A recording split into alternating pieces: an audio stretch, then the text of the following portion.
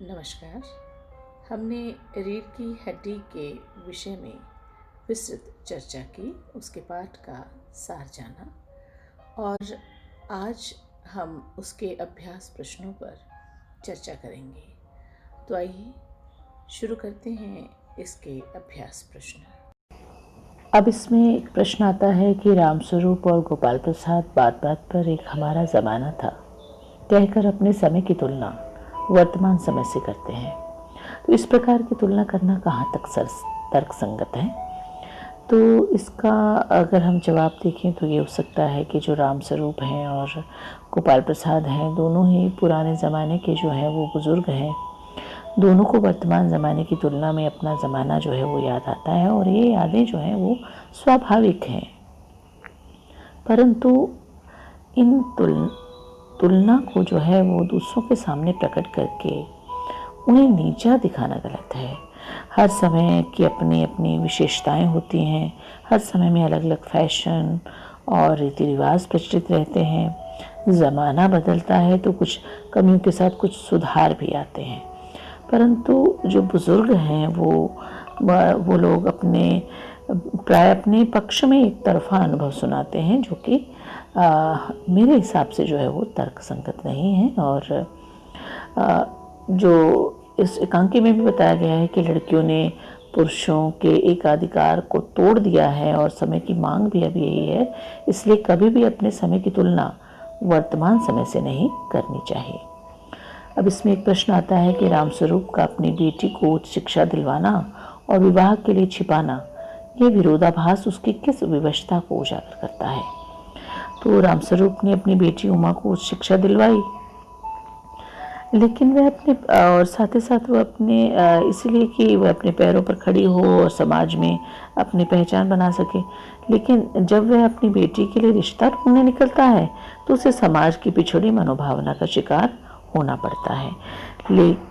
लोग शिक्षित बहू को स्वीकार करने को तैयार नहीं है। लड़के तथा सास ससुर को लगता है कि पढ़ी लिखी बहू उनके नियंत्रण में नहीं रहेगी, इससे वे कम पढ़ी लिखी बहू चाहते हैं। आज भी मध्यम वर्गीय पिता का सर झुका हुआ ही हम पाते हैं। वे लाख चाहते हुए भी जो बेटी की योग्यता है वो नहीं बता पाता है। रामस्वरूप को लगता है कि बेटी की शिक्षा का पता चलते ही मुश्किल से ढूंढा गया जो रिश्ता है वो हाथ से निकल जाएगा। इसलिए रामस्वरूप का झूठ बोलना पूरे समाज में लड़की वालों की मजबूरी को बयान करता है। अब इसमें एक प्रश्न ये भी आता है कि अपनी बेटी का रिश्ता तय करने के लिए रामस्वरूप उमा से जिस प्रकार से जो है व्यवहार की अपेक्षा कर रहे हैं वह उचित क्यों नहीं है? तो रामस्वरूप ने खूब भाग दौड़ करके अपनी बेटी उमा का रिश्ता जो है वो ढूंढा है। अतः वे अपनी बेटी से अपेक्षा करते हैं कि वह सज धज कर सुंदर रूप में पेश आए। इसके लिए वह पाउडर आदि बनावटी साधनों का उपयोग करे, हारमोनियम बजाकर अपनी कला का प्रदर्शन करे और नज़र के चश्मे को आँख की बीमारी का नाम दे दे। अपनी पढ़ाई लिखाई का ज़रा भी नाम ना ले। हमारे अनुसार जो रामस्वरूप का व्यवहार है वह ढोंग और दिखावे को बढ़ावा देता है। ये झूठ पर आधारित है। BA पढ़ी लिखी होकर भी उसे मैट्रिक बताना सरासर धोखा है। ऐसे झूठ पर खड़े रिश्ते कभी टिकाऊ नहीं होते। लड़की की नुमाइश लगाना बिल्कुल सही नहीं है। उमा एक जीती जागती लड़की है, उसकी अपनी एक पहचान है। वह कोई कुर्सी मेज तो है नहीं जिसके लड़के वालों के सामने जो है वो देखने परखने के लिए रख दिया जाए। तो जो इस तरह का जो व्यवहार है वो हमें जो शिक्षित और पढ़ी लिखी लड़की है उसके लिए उचित नहीं है। अब इसमें एक और प्रश्न आता है कि गोपाल प्रसाद विवाह को बिजनेस मानते हैं और रामस्वरूप अपनी बेटी की उच्च शिक्षा छिपाते हैं। क्या आप मानते हैं कि दोनों ही समान रूप से अपराधी हैं? अपने विचार लिखिए। तो हम अगर इसमें चाहें तो ये कह सकते हैं कि इस एकांकी में जो है रीढ़ की हड्डी एकांकी में समाज में जो औरतों के प्रति जो गली सड़ी जो हमारी परंपराएं हैं उन पर प्रहार किया है। तो गोपाल शंकर नामक लड़के के पिता हैं। वे रामस्वरूप के घर उमा को देखना चाहते हैं, लेकिन बात पक्की करने से पहले वो शादी के लेन देन की सारी बातें तय कर लेना चाहते हैं।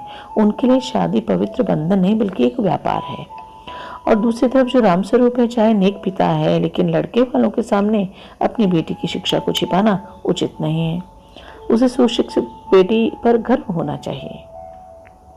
उसने समाज की धारणा के विरुद्ध उसे पढ़ाया लिखाया तो सही, किंतु जब इस कारण रास्ते की जो उनकी बाधा आ गई, उसकी पढ़ाई लिखाई जो है उसके रास्ते में बाधा आएगी, तो वो जो है वो अपना मुंह छिपाने लगे। तो जहाँ तक दोनों की अगर हम बात करते हैं तो वो समान रूप से अपराधी हैं, है ना। गोपाल प्रसाद उसमें सबसे अधिक बड़ा अपराधी है क्योंकि वो लालची है, और रामस्वरूप जो है वो जो है बेटी से जो है सिर उठाकर जीने का हक छीन रहे हैं, तो वो भी जो है वो अपराधी है ना। तो इस तरह से इसका उत्तर इस तरह हो सकता है। तो उसके बाद इसमें एक प्रश्न आता है कि आपके लाडले बेटे की रीढ़ की हड्डी भी है या नहीं। उमा इस कथन के माध्यम से शंकर की किन कमियों की ओर संकेत करना चाहती है। तो इस एकांकी में उमा जो है वो एक साहसी लड़की के रूप में उभरी है, और उमा शंकर की कमियों की ओर ध्यान दिलाना चाहती है, क्योंकि शंकर बिना रीढ़ की हड्डी के हैं, यानी कि वो व्यक्तित्वहीन है, इसका अपना कोई मत नहीं है, स्थान नहीं है, कोई महत्व नहीं है। वो अपने पिता के इशारों पर ही जो है वो सारे काम कर रहा है, और इस तरह से काम करने वाला एक बेचारा जीव है, एक दब्बू किस्म का कमज़ोर और अपना फैसला न लेने वाला एक नकारा आदमी है। उसका शारीरिक स्वास्थ्य भी ठीक नहीं है, वह झुक कर बैठता है, उसमें आत्मविश्वास की कमी है। चरित्र की पोल खोलते हुए उमा बताती है कि वह कई लड़कियों के पीछे लगकर जो है सरेआम अपमानित भी हो चुका है। तो इस तरह जो है वो उसके पिता को जो है वो कहती है कि वह चरित्रहीन भी है। अब इसमें एक प्रश्न आता है कि शंकर जैसे लड़के या उमा जैसी लड़की समाज को कैसे व्यक्तित्व की जरूरत है, आप बताइए। तर्कसंगत इसका उत्तर देना है हमें। तो अगर हम इसके सही उत्तर की बात करें तो ये हो सकता है कि समाज को ऊंचा उठाने के लिए कुछ लोगों के सहयोग की ज़रूरत होती है। तो समाज को ऐसे ही लोग नई दिशा और दशा जो है वो दे सकते हैं। समाज को उमा जैसी साहसी लड़कियों की ज़रूरत है ना। वह दहेज लोभी जो शंकर और उसके पिता हैं उसको खरी खरी सुनाकर उनको जो है वो बाहर का रास्ता दिखाती है। उमा एक प्रगतिवादी सोच रखने वाली लड़की है। वह लड़कियों को कुर्सी मेज या भेड़ बकरियों के दर्जे का नहीं मानती है। उसमें शंकर जैसे कमज़ोर लड़के का पर्दाफाश करने की ताकत भी है। वह अपने अधिकारों के प्रति जागरूक है, वह अपना शोषण नहीं होने देती है। और दूसरी तरफ जो शंकर है वो चरित्रहीन है, व्यक्तित्वहीन है ना, आत्मविश्वासी नहीं है, या हम ये कहेंगे अल्प आत्मविश्वासी है, कायर है, रूढ़िवादी है, और अपने पिता की तरह ही संकीर्ण सोच का स्वामी है। इसलिए शंकर जैसे लोग जो हैं वो पहली पसंद कभी नहीं बन सकते। हाँ, उमा जो है वो युवा पीढ़ी का आदर्श हो सकती है। उमा समाज की जो एक सच्ची प्रतिनिधि है, और हम ये भी कह सकते हैं कि वो इस तरह से कह रही है कि कोई लड़की हूँ, कोई अभिशाप नहीं, सिर झुकाना पड़े पिता को ऐसा कोई पाप नहीं। और अब इसमें एक प्रश्न आता है कि रीढ़ की हड्डी शीर्षक की सार्थकता जो है वो कहाँ तक उचित है, यानी कि उसकी सार्थकता को आप स्पष्ट करें। तो रीढ़ की हड्डी एकांकी का जो शीर्षक है वो एकदम सार्थक, सफल और व्यंग्यात्मक है। और इस नाटक की जो मूल समस्या है वर का व्यक्तित्वहीन होना। यदि शंकर समझदार और व्यक्तित्व संपन्न युवक होता तो गोपाल प्रसाद की इतनी हिम्मत ना होती कि वह दो सुशिक्षित वयस्कों के बीच बैठकर जो है फूहड़ बातें करता, है ना, अशिक्षा को प्रोत्साहन देता। और शंकर अपने पिता के रोब के आगे जो है वो यहाँ पर चूं भी नहीं कर रहा है, बल्कि हाँ में हाँ मिला रहा है। तो वह उसकी जो है अपनी कायरता है। तो इस कायरता को दिखाने के लिए उसे रीढ़ की हड्डी के बिना दिखाया गया है। तो इस प्रकार रीढ़ की हड्डी जो है वो व्यंग्यात्मक, संकेतपूर्ण, सार्थक और सफल शीर्षक है। अब इसमें एक प्रश्न आता है कि कथा वस्तु के आधार पर आप किसी एकांकी का जो है प्रमुख पात्र मानते हैं। तो यहाँ पर मैं ये कहूँगी कि रीढ़ की हड्डी में जो मुख्य पात्र है वो उमा है, वो एकांकी की मुख्य नायिका है, क्योंकि एकांकी में पूरा समय छाए रहने वाले पात्र जो हैं वो तो हैं रामस्वरूप और गोपाल है ना। लेकिन जो उसकी पृष्ठभूमि है में जो नायक होता है वही सारी कथा के मूल रूप में होता है। तो रीढ़ की हड्डी एकांकी में जो है मूल रूप से 2 पात्र हैं, शंकर और उमा। तो सारी कथा इन्हीं के विवाह की ईद की बुनी गई है। और पुरुष प्रधान समाज में दूल्हा यानी शंकर जो है वो प्रमुख पात्र हो सकता है, परंतु वह अत्यंत दुर्बल है, चापलूस है। इसलिए जो उमा है वो चमकते सूरज के भांति एकाएक अंधकार को छिन्न भिन्न कर देती है और पाठकों पर एक स्थायी प्रभाव जमा जाती है तथा एकांकी की कथा में एकाएक मोड़ ले आती है। इसलिए हम कहेंगे कि जो उमा है वो एक प्रभावशाली और मुख्य पात्र इसका एकांकी का है। और इसमें जब हम चरित्र चित्रण की बात करते हैं कि एकांकी के आधार पर जो राम स्वरूप और गोपाल प्रसाद की जो चारित्रिक विशेषताएं हैं उन्हें बताइए, तो हम ये कहेंगे कि जो राम स्वरूप है वो बेटी के सुंदर भविष्य को के लिए समाज की मान्यताओं के आगे जो झुक जाता है। इसलिए राम स्वरूप वैसे तो प्रगतिशील है, क्योंकि वह मूल रूप से प्रगतिशील व्यक्तित्व इसलिए है क्योंकि वो लड़कियों की उच्च शिक्षा का पक्ष धर रहा है, इसलिए उसने अपनी बेटी को पढ़ाया है और वो जानता है कि पढ़ाई लिखाई से जो बेटी है उसका भविष्य जो उज्जवल होगा। लेकिन साथ ही साथ एक विवश पिता भी है, क्योंकि रामस्वरूप की दुर्बलता ये है कि वो गोपाल प्रसाद जैसे जो लालची लोग हैं उन लोगों का तिरस्कार नहीं कर पाता, बल्कि उनके अनुसार ढलने की कोशिश करता है। तो इसके लिए वो झूठ बोलता है ना, उमा से ढोंग भी करवाता है कि जैसे वो चाहते हैं, है ना, उसके वो उसी के अनुसार जो है वो काम करते हैं।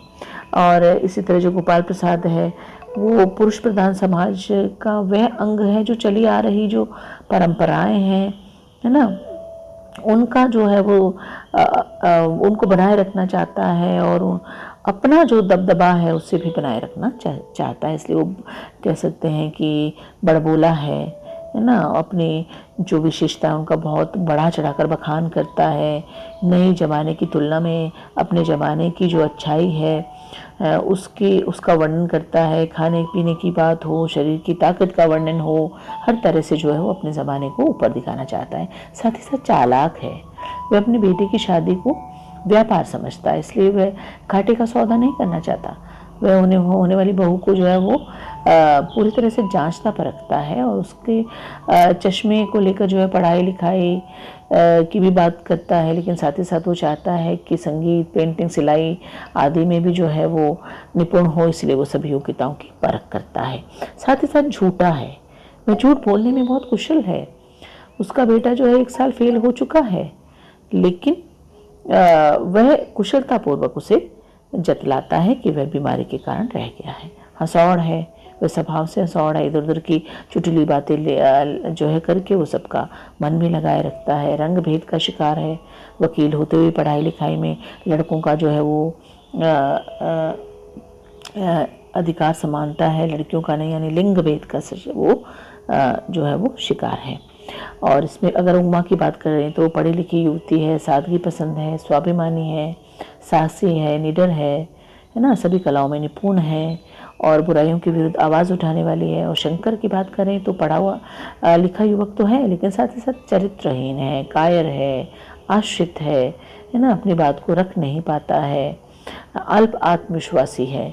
तो इस तरह से जो है हम इस कहानी के जो पात्र हैं उनका चरित्र चित्रण देखते हैं।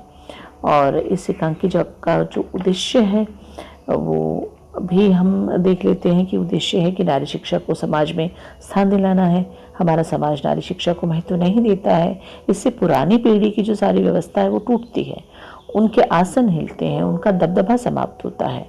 वे चाहते हैं कि उनकी होने वाली बहू जो है उनकी गुलाम हो, उनके हाथों की कठपुतली रहे, जिससे वो मनमानी सेवा ले सकें। इसलिए वो पढ़ी लिखी बहू को स्वीकार नहीं करते, वे आने वाली बहू की इच्छा को जो है नखरे मानते हैं। उनकी ये सोच जो है वो दकियानुसी है। तो लेखक समाज की इसी दकियानुसी सोच पर आघात करके लोगों को सोचने के लिए प्रेरित करना चाहता है। वह उमा के माध्यम से कहना चाहता है कि बहुएं जो है कुर्सी मेज की तरह कोई बिकाऊ माल नहीं होता है, उनकी पढ़ाई लिखाई कोई पाप नहीं है।